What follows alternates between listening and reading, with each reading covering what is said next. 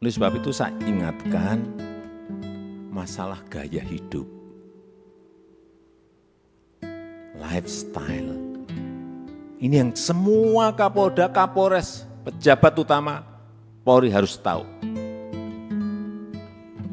Sehingga saya ingatkan yang namanya Polres, Kapolres, yang namanya Kapolda, yang namanya seluruh pejabat utama, perwira tinggi.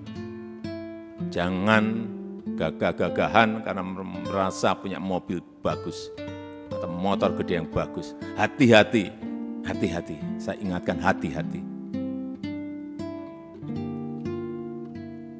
Masyarakat kehilangan sesuatu, harus direspon cepat.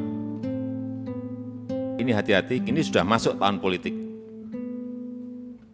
Saya minta juga tidak usah jelimet-jelimet. Tolong disederhanakan.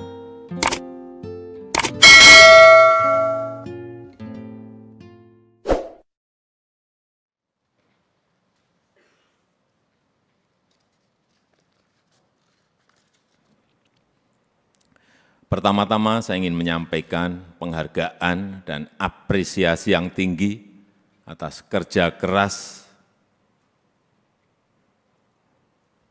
Polri beserta seluruh jajaran TNI, jajaran pemerintah, dan seluruh komponen masyarakat dalam menangani COVID. Itu dilihat masyarakat, dan itu juga saya lihat dan saya rasakan. Kerja keras itu. Dan hasilnya juga sangat signifikan.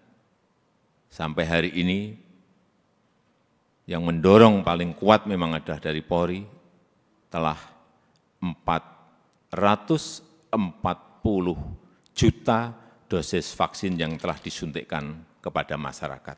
Dan hasilnya pandemi COVID mereda. Dan hasilnya ekonomi kita bisa tumbuh 5,44%. Dan hasilnya indeks kepercayaan masyarakat juga menempatkan Polri di puncak teratas pada saat itu.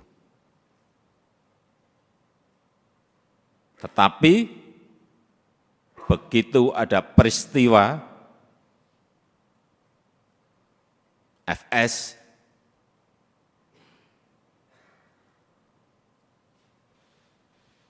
runyam semuanya dan jatuh ke angka yang paling rendah. Dulu dibandingkan institusi-institusi penegak hukum yang lain tertinggi, sekarang saudara-saudara harus tahu menjadi terendah. Ini yang harus dikembalikan lagi dengan kerja keras saudara-saudara sekalian. Di November itu masih 80,2, sangat tinggi sekali, bukan tinggi, sangat tinggi sekali. Sekarang kemarin Agustus berada di 54, jatuh, drop sangat rendah sekali. Itulah pekerjaan berat yang saudara-saudara harus kerjakan untuk mengembalikan kepercayaan masyarakat kepada Polri. Di tengah situasi yang juga tidak mendukung saat ini. Kita tahu semua negara sedang sulit, dunia sedang sulit, kita ini menahkodai negara ini juga menghadapi gelombang dan badai dari ekonomi global yang tidak gampang. Perlu saya sampaikan, 66 negara berada pada posisi rentan, 345 juta orang di 82 negara sudah masuk menderita kekurangan pangan akut. Ini yang semua Kapolda, Kapolres, pejabat utama Polri harus tahu. keadaan situasi seperti ini harus ngerti. Sehingga punya sense of crisis yang sama. Hati-hati dengan ini. Hati-hati. Oleh sebab itu saya ingatkan masalah gaya hidup, lifestyle. Jangan sampai dalam situasi yang sulit, ada letupan-letupan sosial karena adanya kecemburuan sosial ekonomi. Kecemburuan sosial ekonomi, hati-hati. Sehingga saya ingatkan yang namanya Polres, Kapolres, yang namanya Kapolda, yang namanya seluruh pejabat utama, perwira tinggi, ngerem total masalah gaya hidup. Jangan gagah-gagahan karena merasa punya mobil bagus atau motor gede yang bagus. Hati-hati, hati-hati. Saya ingatkan hati-hati. Masanya yang lalu-lalu sudah usai. Teknologi sekarang ini menyebabkan interaksi sosial berubah total. Sosial media bisa mengabarkan bukan hanya TV, bukan hanya media cetak, media online. Pribadi-pribadi kita sekarang bisa menjadi surat kabar, bisa menjadi media yang setiap saat bisa memunculkan perilaku-perilaku kita sehari-hari kayak apa. Meskipun sembunyi-sembunyi. Saya terlalu banyak mendapatkan laporan. Sehingga kembali lagi, gaya hidup, urusan kecil-kecil, tetapi itu bisa mengganggu kepercayaan terhadap Polri. Urusan tadi, urusan mobil, urusan motor gede, urusan yang remeh-temeh aja. Sepatunya apa, bajunya apa, dilihat masyarakat sekarang ini. Itu yang kita harus mengerti dalam situasi dunia yang penuh dengan keterbukaan. Dan keluhan masyarakat terhadap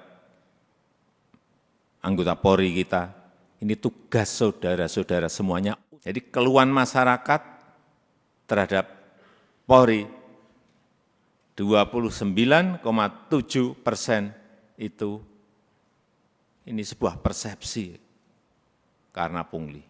Tolong ini anggota-anggota semuanya diredam untuk ini. Sewenang-wenang, tolong ini juga diredam pada anggota-anggota. Pendekatan-pendekatan yang represif, jauhi. Mencari-cari kesalahan, nomor yang ketiga 19,2%. Dan yang keempat, hidup mewah yang tadi sudah saya sampaikan.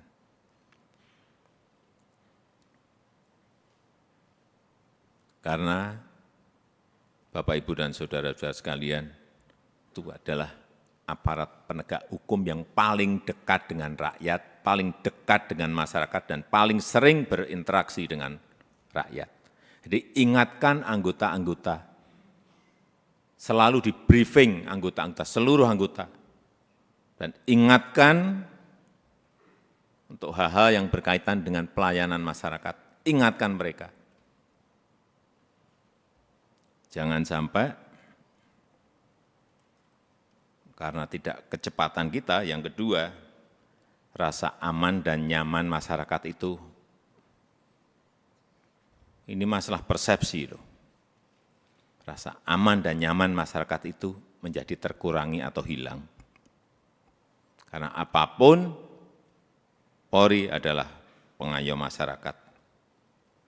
Hal-hal yang kecil-kecil, tolong betul-betul dilayani betul.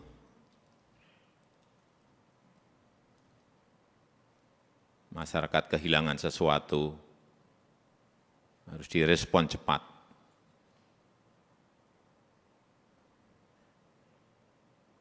Sehingga rasa terayomi dan rasa aman itu menjadi ada. Yang ketiga, yang berkaitan dengan soliditas. Jangan sampai ini hati-hati, ini sudah masuk tahun politik. Karena pemilu sudah berjalan sejak, tahapan pemilu sudah berjalan sejak Juni yang lalu. Harus ditunjukkan soliditas di internal Polri dulu. Rampung, kemudian soliditas Polri dan TNI, itu yang akan mengurangi tensi politik ke depan. Soliditas. Harus ada kepekaan. Posisi politik ini seperti apa sih? Karena saudara-saudara adalah pimpinan-pimpinan tertinggi di wilayah masing-masing.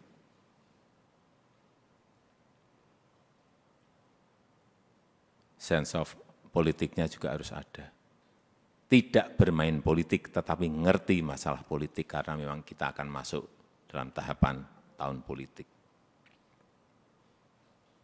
Kalau dilihat, kembali lagi, kalau dilihat Polri solid, kemudian bergandengan dengan TNI solid, saya memberikan, bolak-balik saya sampaikan, saya memberikan jaminan. Stabilitas keamanan kita, stabilitas politik kita pasti akan baik.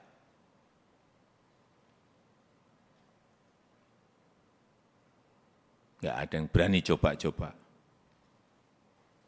Kalau coba-coba ya tegas saja. Yang keempat, yang berkaitan dengan kesamaan visi. Saya kira yang berkaitan dengan kebijakan organisasi, jangan terkesan kita itu gamang. Sebagai pemimpin-pemimpin di wilayah, baik itu di provinsi, kabupaten, dan kota, jangan gamang, apalagi cari selamat.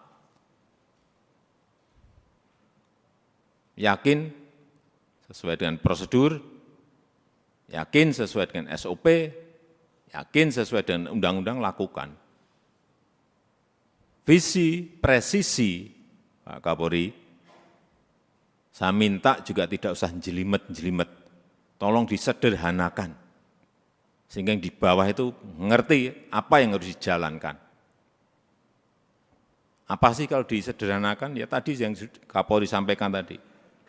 Polri sebagai pelindung, Polri sebagai pengayom, dan Polri sebagai pelayan masyarakat. Intinya akan ke sana. Presisinya itu apa? Jelasin sekali lagi, secara sederhana dan jelas. Sehingga gampang ditangkap visi itu. Yang kelima, yang berkaitan dengan penegakan hukum. Jangan sampai pemerintah dianggap lemah. Jangan sampai juga Polri dianggap lemah.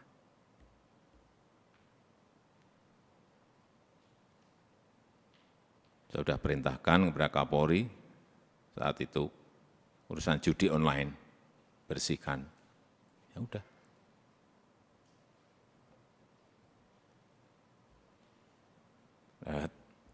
Saya enggak usah bicara banyak. Saudara-saudara tahu semuanya, perintah ini tahu. Dan penegakan hukum untuk yang berkaitan dengan narkoba. Ini yang akan nanti bisa mengangkat kembali kepercayaan masyarakat terhadap Polri. Dan kalau ada sebuah peristiwa, itu segera dirancang komunikasinya yang baik. Komunikasi publik itu penting banget. Jangan terlambat, jangan lamban. Sehingga yang muncul nanti kalau lambat, yang muncul isu-isu yang lain. Sekarang ini sekali lagi era sosial media, hitungannya detik, hitungannya menit. Sudah bukan hari lagi. Begitu ada sebuah peristiwa kecil, dan saudara-saudara menganggap ini kecil, sehingga tidak ditangani, dikomunikasikan dengan baik, dengan kecepatan, membesar menjadi sulit untuk kemudian diselesaikan lagi. Ini tidak berada pada posisi yang normal. Dunia sekarang ini.